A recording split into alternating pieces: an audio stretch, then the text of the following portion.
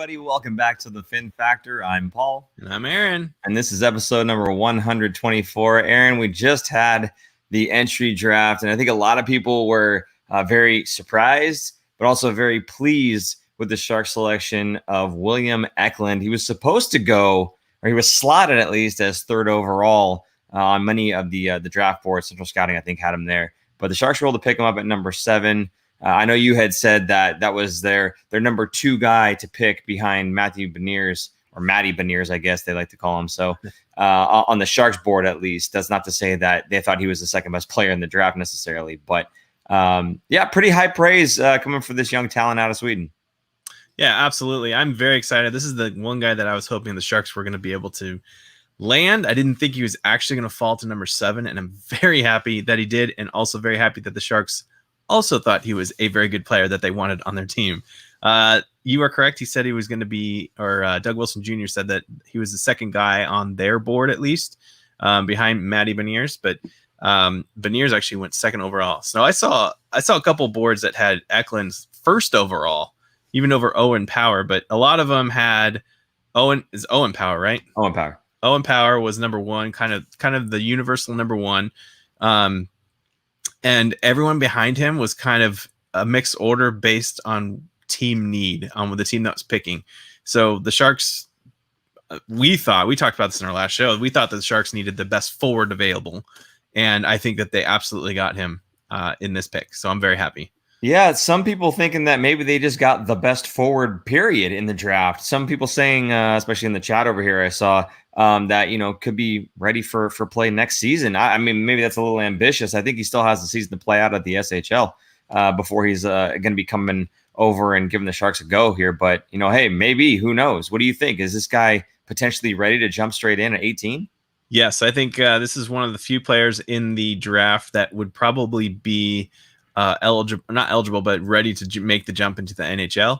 I think defensemen, Owen Powers, they generally take a little bit longer to kind of get used to the NHL, and that's usually based on size. Now, Power has the size. That's kind of why everyone kind of put him number 1, is because he's already 6'2" or something, and 210 pounds. I mean, he's a beefy boy for being that young.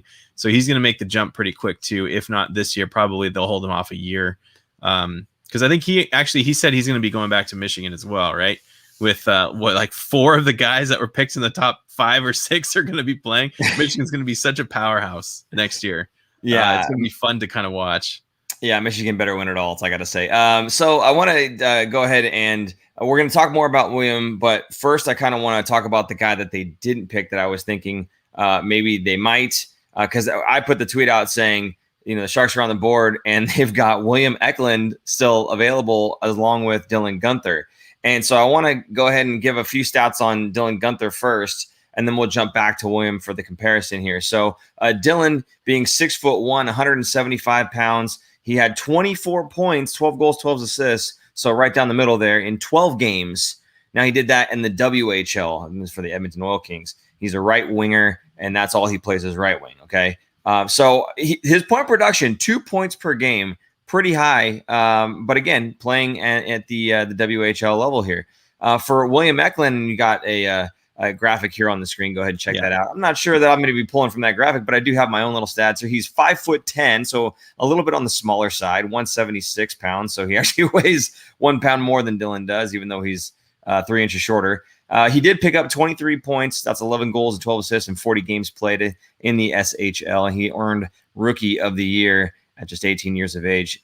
He plays both center and left wing, although I think naturally he plays more on the left wing side. So, that's kind of the comparison between the two. Really, with Eklund, one of the things that stands out, the scouting report on him has a lot to do with his skating, actually. He's very good, but not top-end speed. Again, he's only 18 years of age, and he's only going to get faster as he continues to develop. But he's got a very good, quick first step, and he's very explosive. He's got that fast acceleration. So though he may not have the top speed, he's got the quickness. And that first step is really one that is able to burn defensemen, and he's very agile. His agility and his edge work has been called close to elite. So basically given the ability to kind of fool those defenders into I'm going one way and now I'm going the other, right? So he sounds like a very crafty young player and very talented with his skates. So it'd be really interesting to see. Now, there were some people that were actually making some comparisons to Pavel Datsyuk. Let's not go that far. But, I mean, hey, I could understand where they might draw the comparison for a guy who's got close to elite level edge work and skating. That's what Pavel Datsyuk did. We both remember, and I'm sure a lot of you guys who are watching do too, when he made Logan Couture look a little bit silly on his birthday.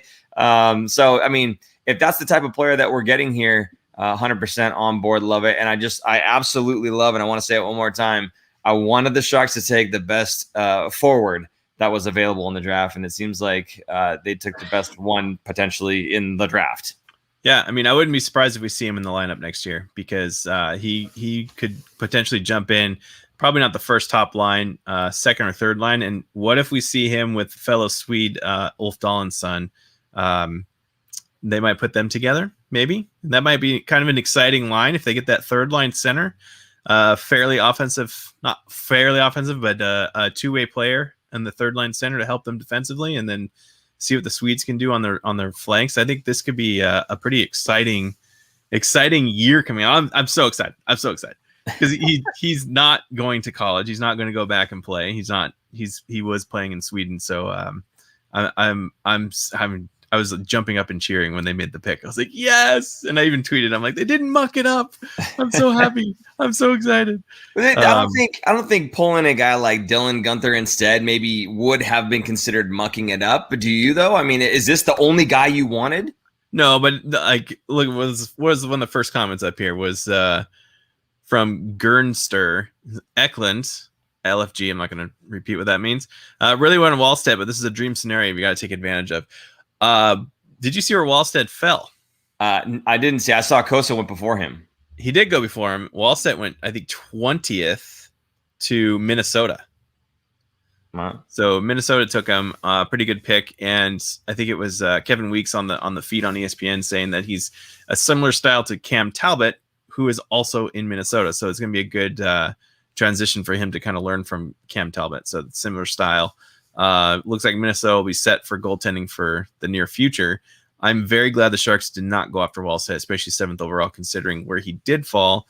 I would have been upset if they'd taken Wallstedt. Yeah, I think it's too high on that one.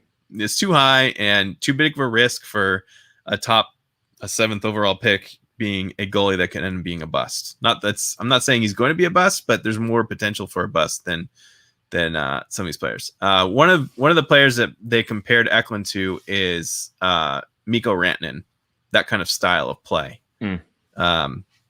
So I mean that's everyone always compares Timo Meier to Mikko Rantanen because Rantanen was taken one pick after Timo Meier was. And speaking of Timo Meier, there were some rumors going around that he was going to get traded to New Jersey for that 29th overall pick, I believe it was. But there was no, is it 29th? Yeah, it was a 29th pick. New Jersey did not make a swing. I have a feeling the Sharks probably, my guess, I don't know, but my guess is they probably said, if our guy is there that we want, and he's still there 29th overall, here's the trade that will work down so we could at least have it worked out beforehand, because as soon as that buzzer goes, you got 5 minutes on the clock, let's pull the trigger and get it done. So I wouldn't be surprised if that was a thing and maybe their guy got taken, so they said nope, no deal, not going to do it. By the way, LFG stands for looking for group, so apparently he's looking for group. I got another little blurb here I just want to say about William Eklund here. It says the list of SHL products over the past 30 years that registered a draft year equivalency in the ballpark of Eklund or greater: Fiala, Lindholm, Backstrom, both Sedins, Naslin, and Peter Forsberg. He's up there. He's up there. That helps people who are like, I don't know any of these guys. That's a good comparison right there. Matthew Phipps saying Eklund, Bordelot, Weisblatt future top line. Yeah, there you go. That it could be. Who knows? I'm not sure. Weisblatt, I like his story. I don't know if he's going to be that guy that catches fire, as you've got the fire emoji there, and becomes that top line player. I sure hope so. That would be great for the San Jose Sharks and the future of that team. But I don't know. I think Bordelot and Eklund maybe have a higher ceiling than Weisblatt does. But hey, we'll see. And you can always go back to your comment there and say I told you so. So good for you. But let's see what else we got here, Aaron. Any other comments that you wanted to poke at here? When Detroit said Sweden, I was so sad because I thought they were getting Eklund. Same thing. I was like, no, so close. And then they picked the defenseman. I'm like, suckers. Let's see. So tomorrow, Anthony Sanchez, tomorrow will be interesting to say the least. Yes, of course. Tomorrow will be a very interesting day. Aaron, what are you expecting to see tomorrow now? I know we were talking just now a little bit about Timo Meier and the trade that may or may not have been. There was some rumblings a little bit about Brent Burns potentially from a guy that had 16 followers on Twitter. But hey, it was, some stuff going back and forth. Of course, the rumor mill is churning. But what's something that you're maybe expecting to see tomorrow? I wouldn't be surprised if we do see a trade. I think it was Kurz or might have been Shang. I can't remember. Someone had mentioned that there was a defenseman going, but it was for a depth forward position, which means it probably wouldn't be one of the top defensemen. I think the other way around. I think they said a depth defenseman, and in my mind, Shimmick is what they're talking about because he's basically. Sorry, that's what I meant. One of the Sharks' depth defensemen would be going out for a forward. Oh, I thought it was a depth forward. Sorry.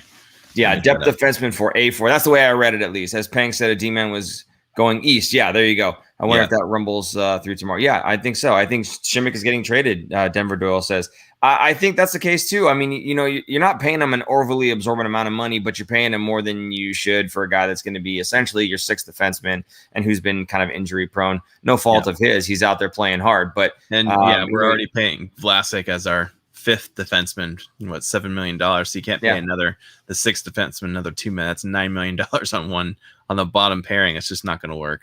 I was going to say, not even just on a pairing, on the third pairing. So that basically means he got outplayed by Knizhov and obviously Ferraro, but Knizhov kind of overtook his spot on that top floor. Yeah, and then the question is going to be who steps into his role. Whoever it is not going to be getting paid nearly as much. But I think, there's nothing wrong with Shimmick. I think he's a great player, and I think he's still going to be a guy that other teams want and they're going to want to trade for. I think his trade value is still okay. Yes, he gets injured a few more times than we'd have liked to have seen. But I think, as long as he's on the men and there's nothing wrong with his leg, the guy's a really good defenseman. So for a 2.25, I think whatever his contract is, I think it's worth the roll of the dice on him for another team to take him on. I think he's a solid guy. So they're going to get a good defenseman, whoever that is. And hopefully the return is equally as good. Now that might be where the Sharks potentially get their third line center from. I don't know if teams are going to be that high on Shimmick. Maybe you have to package to get that. But I know they were looking at free agency to get the 3C, but if you could do it in a trade, I guess why not? So is that something that you're thinking is going to happen? Or you think they're going to be getting that 3C, or do you think they're going to get more of a depth guy or a prospect perhaps? For Shimmick, I don't imagine a 3C coming back unless there is some other prospects or picks going. But to me, the Sharks are not going to be trading away any picks if they don't have to.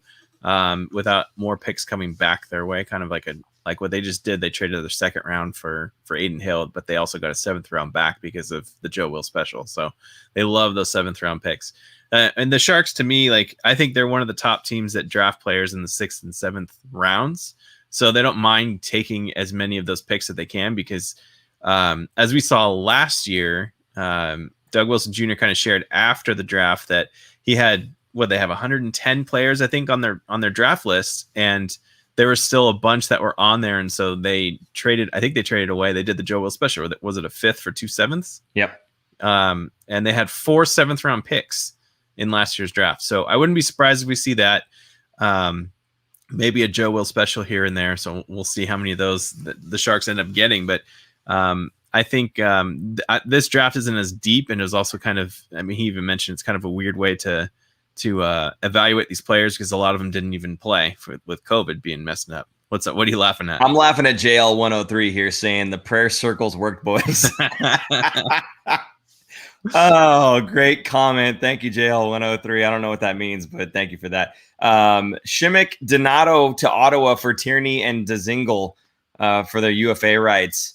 I unless they talk to him first, but you know what? Honestly, I would absolutely do that. I don't know. I wouldn't mind Tierney as a third line center. There you go. Back. Thanks for the rental, Ottawa. Not at We'll all. take Hey, him I back. mean, we may as well. We're already recouping all the things that we traded away to Ottawa. May just keep on bringing them back. It's cool. Yeah, we'll just need those picks back. And then this one here, this is garbage. The rumor was Meyer for Heishier and a pick from New Jersey. No, see, guys, come on. Let's think first. Before we start believing these things. Aaron, fire away. I can see the disgust on your face. Go ahead. Well, for one, it makes sense to send Meyer to New Jersey because Hischier is there, and they're both. What are they both? I'm gonna say Swedish, and that's wrong. No, it's Swiss. Swiss. They're both Swiss players. I think Timo Meyer's stock actually went up after the World Juniors because he played pretty well in World Juniors, or not World Juniors. What's it called? The tournament they just had, the Worlds. Yeah, whatever. He was scoring some goals and was looking pretty good. And I think that helped his stock. I think teams kind of took notice that, hey, this guy can play. Maybe it was the team was just not good. So, but I do think he's a guy that can't really drive the line. He needs somebody there, a playmaker to help him. Some other star player there to make him a star. So I would think that him and Hischier, it wouldn't make sense to send Hischier back. Plus, was he a first or a second overall pick like a couple years ago? Yeah. So that doesn't make sense. I don't see that happening. That's probably another trade rumor from someone who had 13 followers on Twitter. Angela Nunez, what do you think about the San Jose Sharks losing Alex True? I think we talked about this in our previous show. I used the air quotes for this one, losing Alex True, and Anthony Sanchez seems to agree with me here. No big loss or no big lose. You spelled that wrong. It's okay for True. He's not a guy that is a big loss for the Sharks because he was playing mostly with the Barracuda. He would have jumped in now and then on the fourth line, but there's so many guys that we can have jump in on the fourth line. So I just don't think that he's going to be, really his loss will be felt by the Sharks. So false on True, I think. But, like Aaron had said, them picking him up, Seattle, that is, picking him up, that was a PR move, a marketing move. And it's a guy that they can fill their AHL roster with. And, he'll be good for a solid call up here and there, especially because the team that they decided to put together probably could use him. I wasn't overly impressed. But, yeah, so that's kind of what we think about the Sharks losing Alex True. Not a huge deal one way or the other. So yeah. Matthew Phipps had a comment here. He said, I also found it weird that Matty B was number 1 on our board and Eklund was number 2 on our board. I don't find that weird. I don't think they wanted a defenseman. I think that's how they valued the forwards, and that's who they were going to go after. They knew they weren't going to get Owen Power. Yeah. There's no way he was going to fall 7th.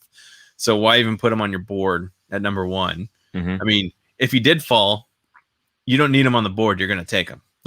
There's no reason. So I think they kind of were, like I said earlier, it was kind of after Owen Power, it was a big mix of team need. This is what the Sharks team need was. Matty B number 1, Eklund number 2. So I don't find it that weird.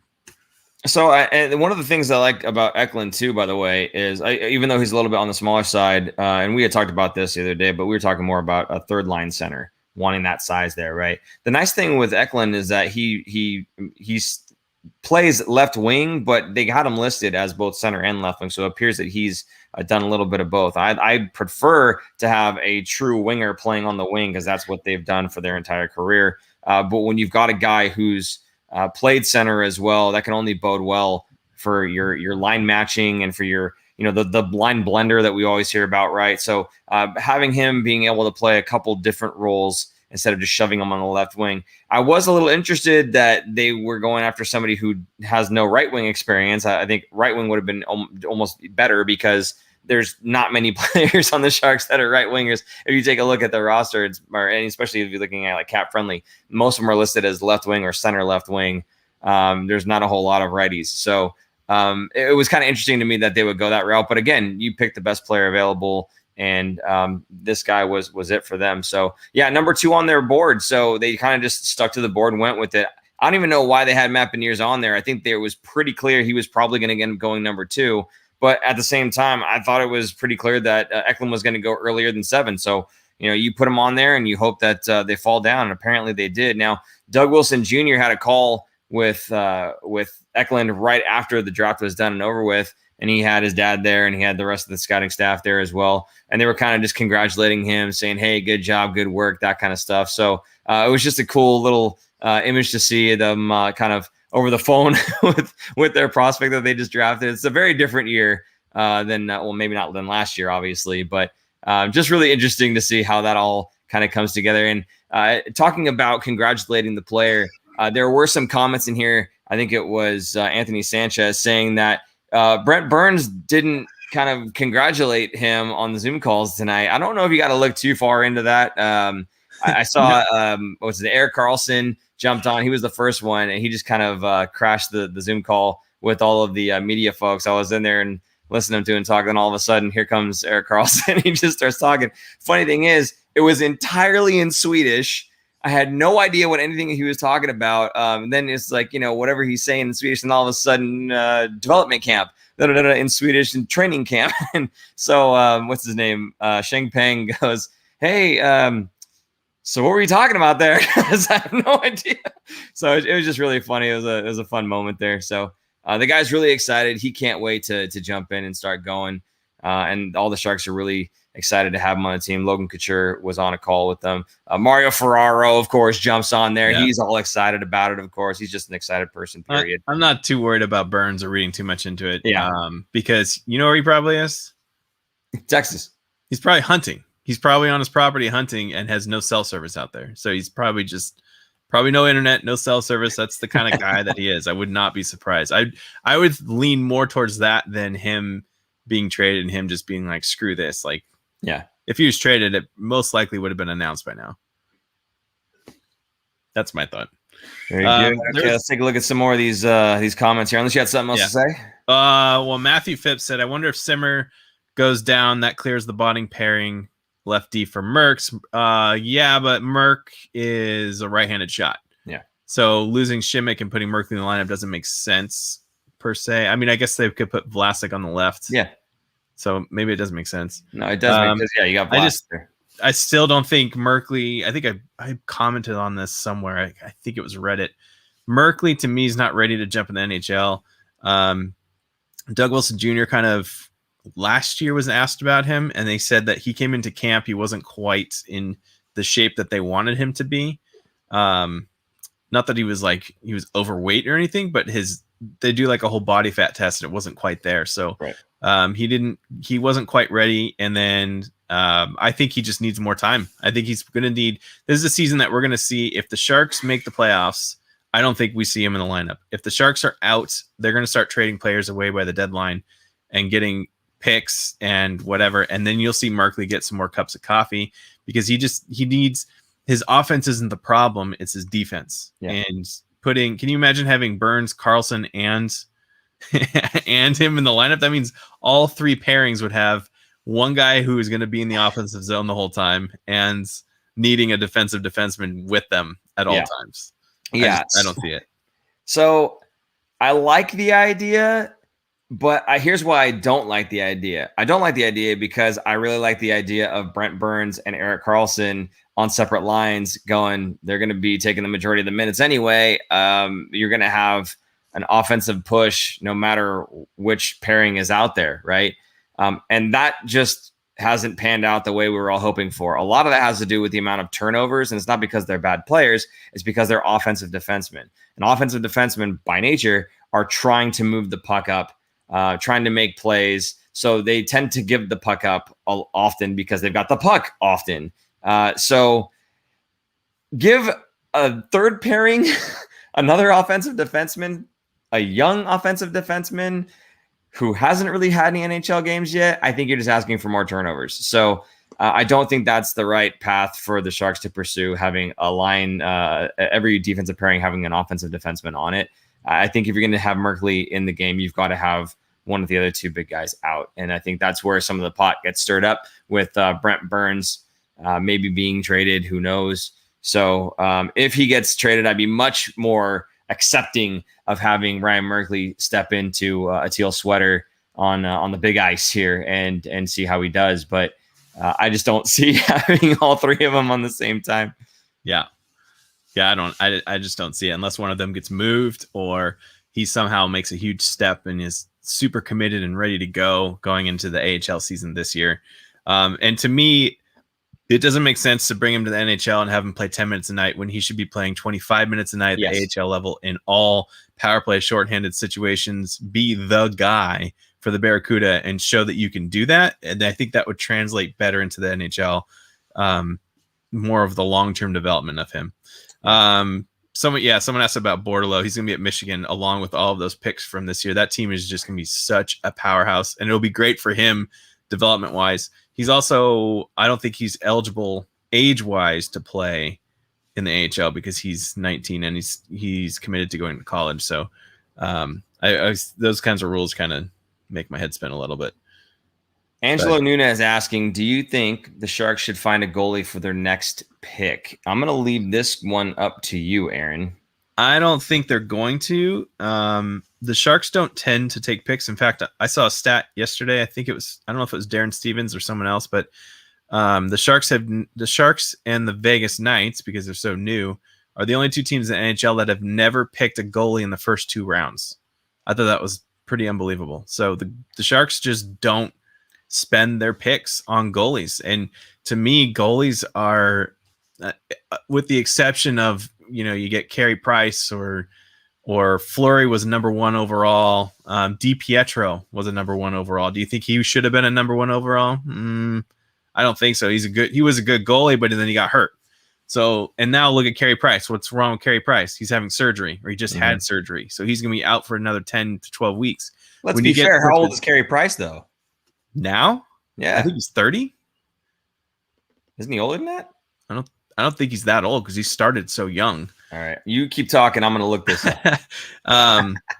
When you play goalies, especially butterfly goalies like that, they're going to have hip problems. So eventually they're going to break down. 33? Yeah.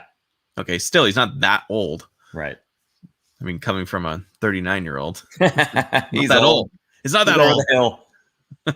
Anyway, I don't see them. I mean, Aiden Hill is only 25, I think. That's pretty young. And he's a goalie that's he's played 49 NHL games. That's a pretty good size under his belt. I'm not saying he's going to be a starter, but he has the athleticism for a guy that is 6'6". He's a freaking monster in net. And it seems like that's the goalies the Sharks are going after. So they just got, what was that guy's cool name? Remember they traded for him, or they signed him, or they Krona.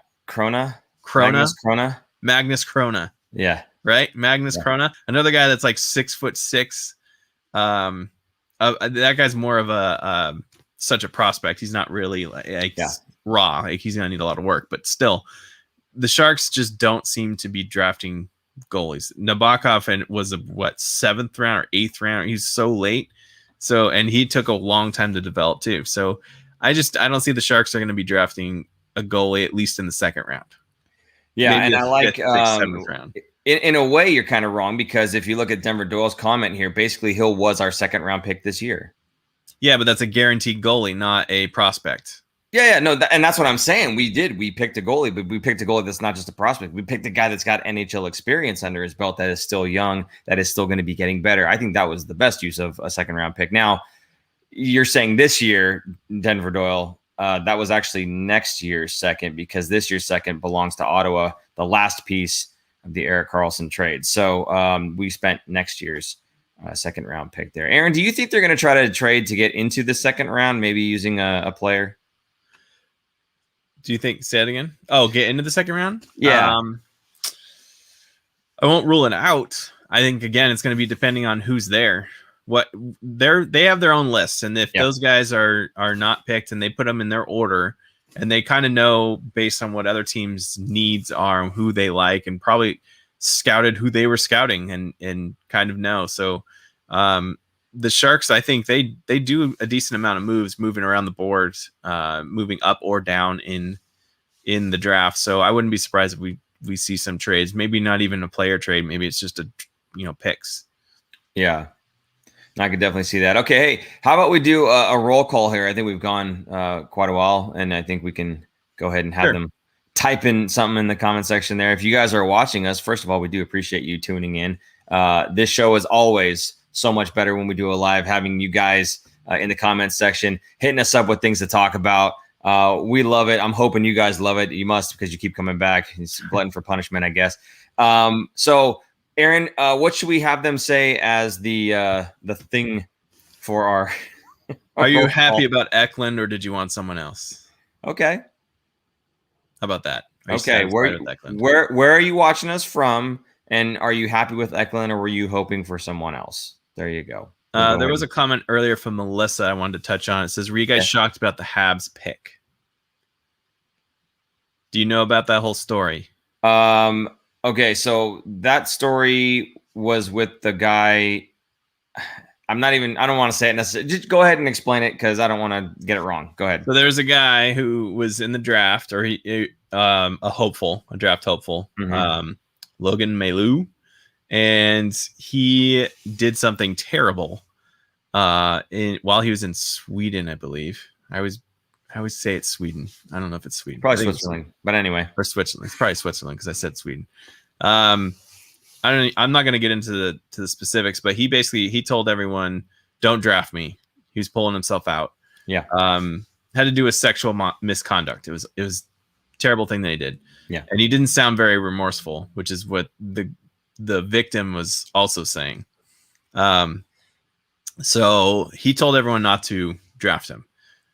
Montreal drafted him with the 30th pick, or whatever the pick was, 31st, 30th. Mm-hmm. And everyone was kind of like, what are you doing? And then following up with that was the Chicago Blackhawks going to take their pick, which they have a whole thing going on right now in the news too. So it was just wow, there's the NHL did a great thing and then ends the night with those two things. Like, just, it was terrible. So I think it was a bad pick. I think Montreal, that was so bad of Montreal to do that. And apparently Bergeron or Bergevin, whoever their GM is, claimed he didn't know about it. It's like, come on, man. If you didn't know that, you should not be having that job.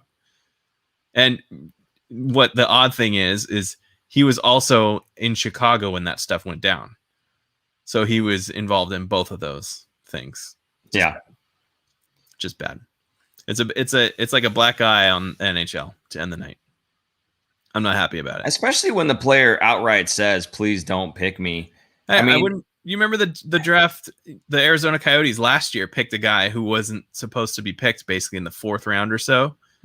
And then they revoked it and they said, we're not going to take him. I wouldn't be surprised if tomorrow or the day or next couple of days, Montreal says, we're not going to take it. Which, what a waste. You wasted a 1st round pick on someone that you should not have taken. Yeah. Silly. So yeah, I hope they cave into the pressure from social media and everything else that they should refuse the draft or recuse the draft. Yeah. Anyway, thanks, Melissa. I completely agree, Aaron. Thank you. You must know Melissa because nobody completely agrees with you. Let's see. We've got Anthony Sanchez. Rather have Jason Demers on the 3rd pairing than Merkley. I don't think Jason Demers is available. He's a UFA, I believe. Oh, is he? From Arizona. Oh, okay. I didn't realize he was UFA. Mm-hmm. I wouldn't. Yeah, I was looking at Arizona because they were the dumping ground of the NHL. Oh yeah, taking on so many bad contracts. It's funny, they're like, oh, here's a trade, and the Arizona Coyotes are getting these terrible contracts and these draft picks, and they're giving up nothing. So it's just a transaction. It's not a trade. I think for a trade, you need to have two things, one going back and forth. So future considerations, bud. No, that wasn't even in there. It wasn't even. It's literally like. It's not even a bag of pucks. That's future considerations is a bag of pucks. They're not even getting that. So yeah. And they had two transactions like that. So here's the funny thing. Marian Hossa is coming off the books this year for Arizona. Okay. He's been on there forever. They used to have Chris Pronger on the books for years. They have I'm going to pull it up right now because there's 3 other players that are never going to play for them. Okay. That are on their team right now. Marian Hossa, Andrew Ladd is one of the ones they just got. Okay. Michael Grabner is dead money for another year. And looks like they retained salary on Oliver Ekman Larson. Yes, they did. So that's going to be on their books for 6 more years. It's only 14%, I think they said, but still 6 years. It's almost $1 million. It's $990,000. Yeah. Yeah. Hey, I think we made some progress here with Anthony Sanchez. Says, guys, I had a long talk with the wife on the possibility that Burns has moved. She understands and will not be throwing shoes anymore. Congratulations. Oh, I'm glad she has seen the light. Phenomenal. And Neil Rowland from Sacramento says, I am not very happy with the Eklund, because I am not very familiar with him. I'm hoping that you get very familiar with him by him playing for the Sharks quickly and phenomenally, and hopefully that changes your mind on him. Anthony, I was going to say you might be more familiar with him this season. I would not be surprised if he's in the lineup. You wouldn't really? No. Okay. The Sharks need it. They need something in. I think they can really turn it around if they can get Eklund in the lineup on the second or third line. Pair him up with Dahlin. Pair him up with the new third line center. You got 2 Swedes. Maybe they get a Swedish center and they have a whole Swedish line. Then they're like, the Detroit Red Wings of the mid 2000s. Right. Well, you need another Swede to play alongside Karlsson then. That could happen. Which, by the way, in the conference call, I did get to ask Eklund, and I said, hey, just curious, how pumped are you about the possibility of playing with, fellow Swede Erik Karlsson? He was just like, man, it's like a dream. It's, so awesome. Can't wait to get this thing going. And, I've watched him for a long time and blah, blah, blah. And it was actually right after my question that Karlsson jumped on. So it's just kind of like, what? Yeah, you could see the look on his face. He was just like, oh, it's Erik Karlsson. Wow. You set that one up perfectly. Nice job. Starstruck. Yo, I teed him up, buddy. I teed him up. Softball right there. Oh, goodness. The more you know. Yeah, no, it was just really funny because he was very starstruck. Everybody's pumped about having this super talented guy. But, at the end of the day, he's a kid still, more or less. And he was just, again, starstruck. So it's super cool. Yeah, hopefully we get a lot of Swedish viewership.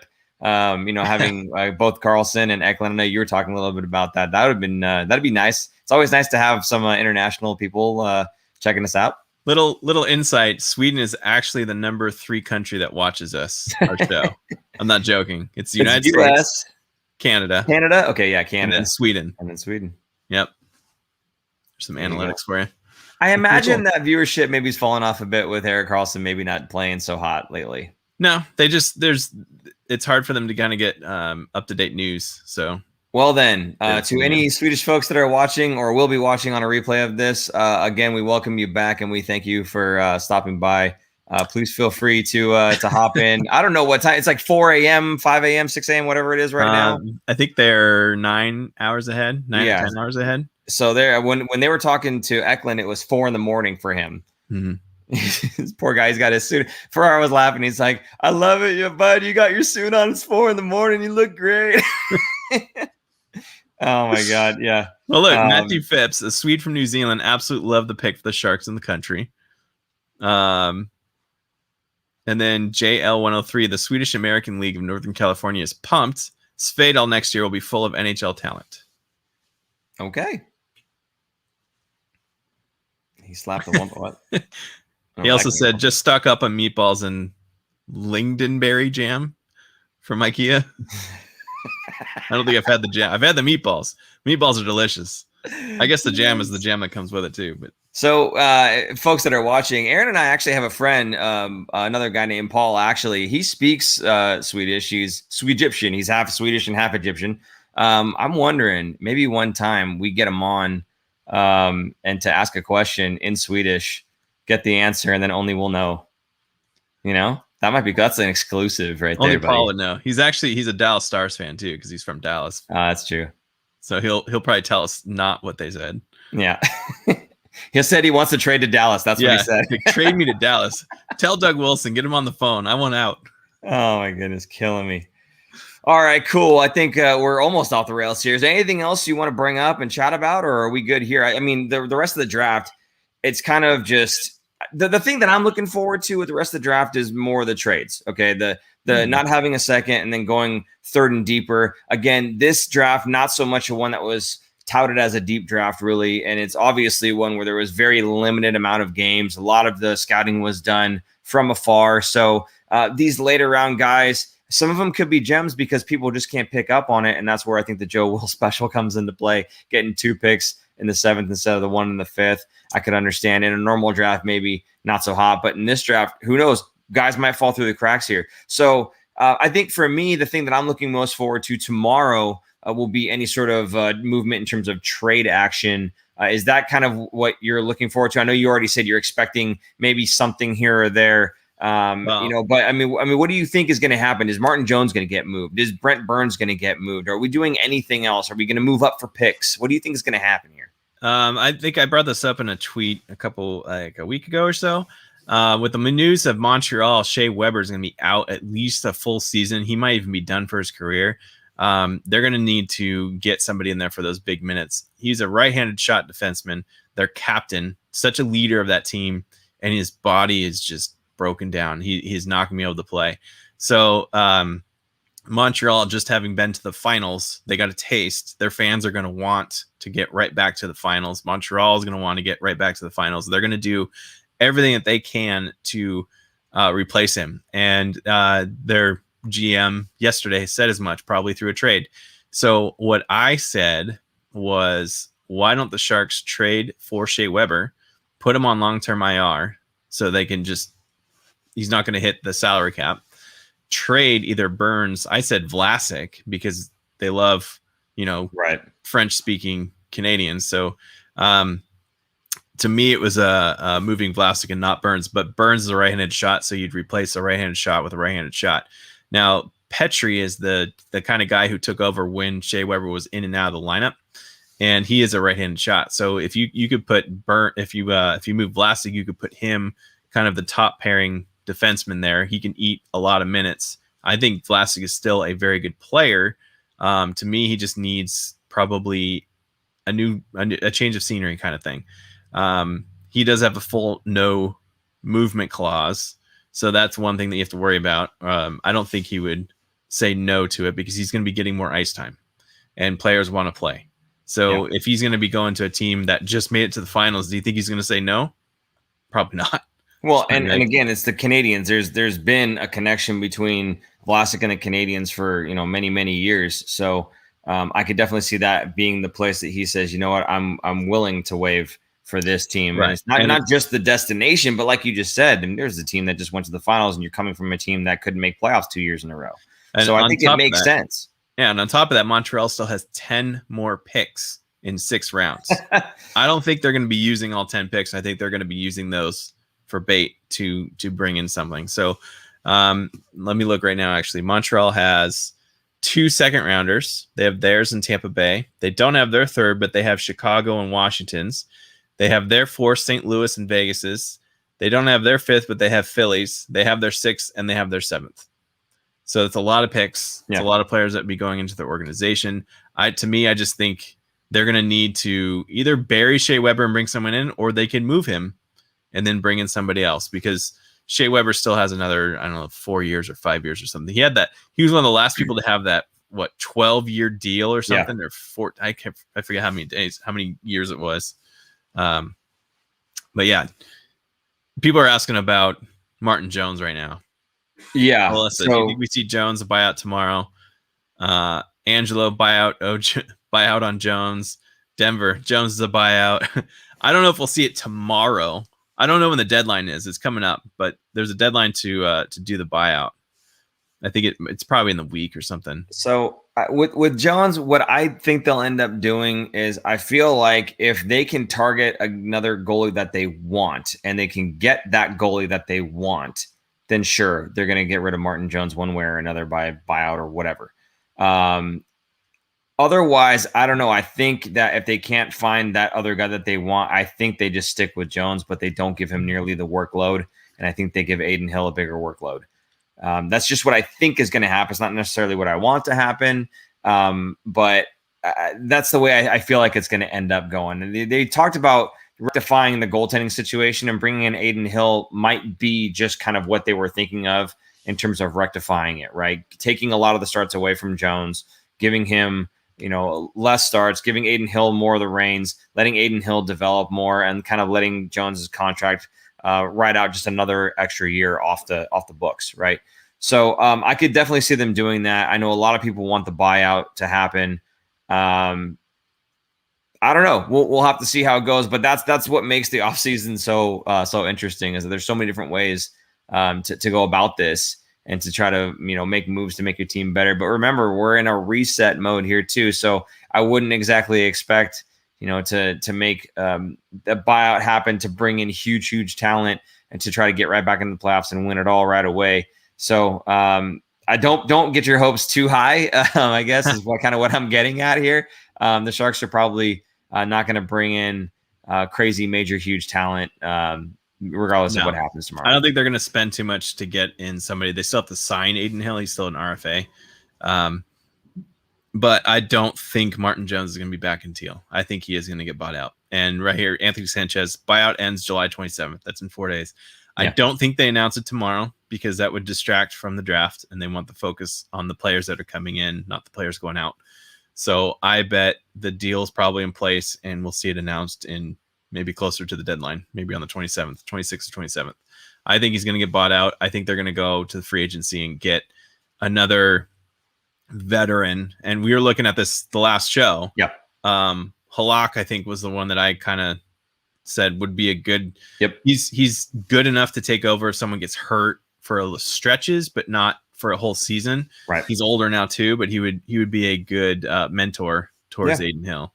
Yeah, and that was one of the things going back to seasons prior where we had talked about with Aaron Dell. He's good in short spurts, but when Jones gets hurt, he goes 5, 6, 7 games, and the play just kind of declines, right? And you can see it in the numbers. I think Halak is not that guy. I think Halak is the guy that comes in and can play that stretch of games and still be okay. To your point there, so barring if Adin Hill were to get an injury and Halak was backing up the team, I would still feel very secure in their ability to stop the puck and basically string a few wins together, at least from the goaltending perspective. From the rest of the team, who knows? But again, off season, baby, is one of the best times of the year. I love this. This is great. Sharks season. I'm guessing that's what it is. Susan. Okay. I'd love to see LeBanc get traded. What kind of value do you guys think you can get for him? Keep in mind, this guy was a 6th round pick. Yeah. I think he could get a 3rd or 4th round pick for Kevin LeBanc because he is an offensive forward. We know his defensive woes. Probably not going to change. I don't think he's going to get any better. But if he could be on a good team that has depth, he could be a 3rd-line winger that gets power play time. So he's not going to hurt the team as much, but he's going to help them much more offensively. I don't know what team. I'm not going to work that out, but yeah, I could see some teams are going to want him. He has value. Yeah, absolutely. He has value. And I feel like he has more value than people are going to give him credit for. I feel like, because even Shang Peng was saying, he's basically a statistics darling. Like you look at his statistics, or his advanced analytics, I should say, and he's got some really good numbers. So I think most teams, especially this day and age, are really kind of analyzing that end of it even more so than just the tape, right? So I think that they're going to look at those things. Somebody who would be interested in Kevin LeBanc would look at all those different advanced stats and see the type of player that he possibly could be for their team, taking the last 2 seasons with a grain of salt because, of COVID and everything else, shortened seasons, playing on a not so great team that has not had success these last 2 seasons. But then you look the season prior to all that and he had 50 something points, so granted he was playing alongside Joe Thornton, but Joe Thornton was actually, kind of the older version of Joe Thornton than what we've seen in the past with him having the Joe Thornton effect on players like Jonathan Chichu, Devin Setaguchi, right? So you get the older version of that making Kevin LeBanc better. Well, then maybe, somebody who's, in their prime and is able to move the puck to Kevin LeBanc, maybe that's what he needs now. And maybe that's what we have for him. And so therefore, maybe, he's worth more to this team. So I don't know. I think that Kevin LeBanc does have a pretty good value in terms of bringing something back in a trade. And I don't think people should be too surprised if they bring in something a little bit more than what you had just talked about, a 4th or a 3rd. I think, a good prospect and for Kevin LeBanc makes sense to me. But Anthony, no, I'm sorry. Eichel is not going to be coming to the Sharks tomorrow. That is just not going to happen. Buffalo is asking for the world for him, and they won't release his medical records. Who is going to do that? No one. Who's going to go into that? No, absolutely not. I want nothing to do with Eichel. Eichel is going to cost too much for the Sharks, and he's going to be injured too much. It's not worth it to me. I'd rather have from their team, blank on his name now, the other forward that was also available, who was cheaper. I'm pulling it up right now. While you do that, Anthony Sanchez says third line center, and we need a whole fourth line. The top right wing and a D man. Okay. Reinhardt. So, that's who it is. I'd rather have Reinhardt than Eichel. Okay. He's a right winger. Yeah. No, exactly. And to Anthony Sanchez's point, right? Right wing. I honestly, I was a little surprised that they didn't go with Gunther simply because he plays right wing. But I'm looking at the roster, and it's like, man, there's a lot of centers and left wings. You know, there's not a whole lot on the right hand side. Those left wingers will still be there by the start of the season. Maybe not. Yeah, who knows? We'll have to see. By next season. Who knows? But that response there came because I think Angelo Nunes was saying, what do you think is the Sharks' weakest links besides the goalie? And Anthony was responding to that, saying they need the third line center. Anthony and Angelo, it looks like the third line center is supposed to be coming from free agency. Hopefully a veteran, hopefully a guy who's pretty good defensively, who has a little bit of offense to him, and a guy who can win a lot of faceoffs to take all of that off of Logan and Tomas Hertl's hands off their plate. So we'll see how that goes. A whole fourth line? I don't know about a whole fourth line. Maybe a better fourth line I can understand. But to that point, maybe a better third line before we get a better fourth line. So we'll see how that goes. And then let's see, we got Jonathan Dahlen coming. There's your third line center. He's not a center. I thought he was a winger. I thought he was too. Yeah. Am I wrong, Joe? Let me know. I don't know. I'm going to keep using words that rhyme with O. All right. I think we are just about fully off the rails. I'm sweating like crazy. Are you hot where you are? It's actually nice and cool. I don't like you anymore. Let's talk about that briefly. Okay. I'm actually in the studio. I have a green screen. Wait. You can't start off like that because then it makes it look like there's a problem with me. There's a problem on my end. Explain yourself first. We had gremlins come attack us. That's what I posted on Twitter again, like usual. So we were trying to set up for a live with all the new equipment and couldn't get it working. So we will have that fixed by the time we do our next live. But so for me, my stuff at home wasn't set up because I wasn't expecting to be there. So I am in the studio with all of super producer Jason's equipment, his nice green screen, way nicer than the one I have. Better lighting too. And way better lighting. Yeah. So I actually look decent. Maybe too bright, but I might need to start wearing makeup now. Too shiny. There you go. We're just going to powder your head, I guess. Huh? Yeah. There you go. Last couple comments here. Ricky saying Jonathan Dahlen is a worse prospect than Leonard in every metric. People seriously need to temper their expectations of him. Very interesting there. I would be interested in seeing those metrics. I'm not saying I doubt you. I would just be interested in seeing those metrics there. Yeah, to me, he's going to be like how Jonas Donskoy was a couple years ago for the Sharks. He's going to be that third line winger that can possess the puck and make some plays, but he's not going to be I don't see him as a top 6 talent. Maybe a guy who could fill in on the second line, but not like he's not going to be the best forward the Sharks have ever had. And I can understand where Ricky's coming from too. Even just take the metrics aside and you just look at the fact that he was playing in the second league in Sweden, right? Yeah, he was tops in that league, but that doesn't translate to, playing in the NHL or playing at the NHL level necessarily. So I could see where, again, even if you took the stats out of the picture, being the best in the second best league isn't being necessarily, a top 6 in the NHL.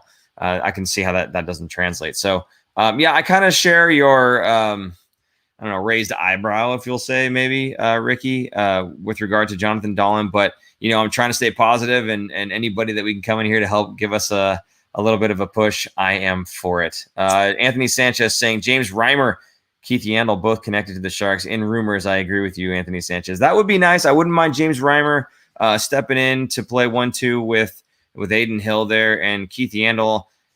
I'm not sure what the situation was with Keith Yandel, but to have him as that extra older bottom pairing to play alongside older Vlasic, I can see that.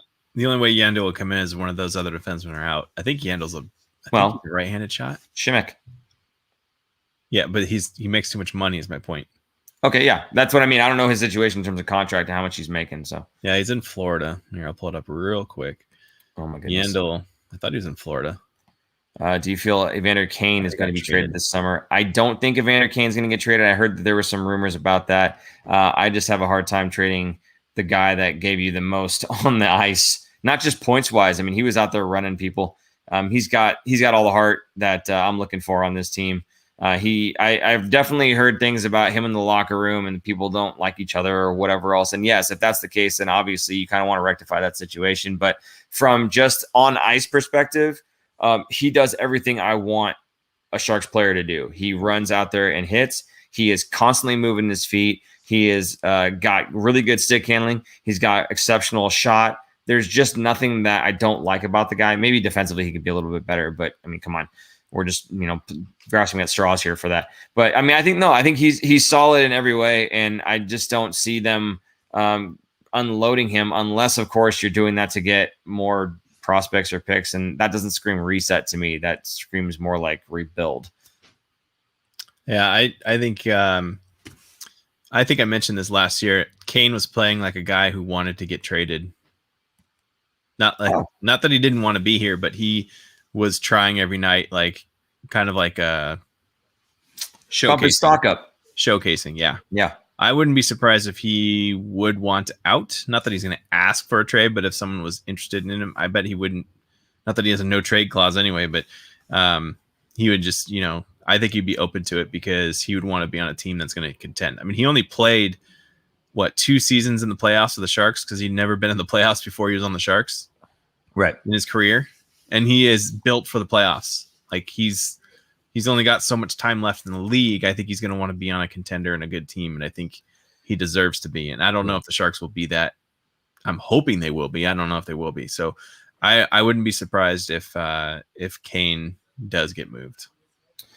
Well, one thing is for sure. We certainly don't know now, but we will know in just a few days, perhaps even tomorrow. Who knows?